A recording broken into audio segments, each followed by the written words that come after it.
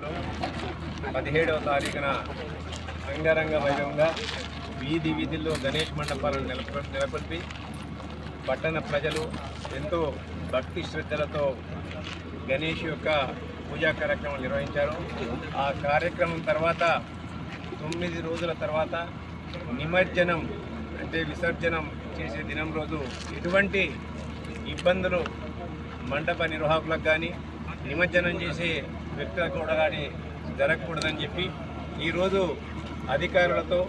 మా గౌరవ విప్ గారు సిరిసిల్ల పట్టణంలోని గణేష్ విసర్జన కార్యక్రమం నిర్వహించే ప్రాంతాన్ని పరిశీలించి ఇవాళ అధికారులకు తగిన సూచనలు సలహాలు ఇవ్వడం జరిగింది. భక్తులకు కూడా ఒకటే విన్నపం ఏంటంటే 9 రోజులు ఏ విధంగా భక్తి శ్రద్ధలతో అంగరంగ వైభవంగా మీరు గణేష్ పూజలు నిర్వహించారో లోక కళ్యాణం కొరకు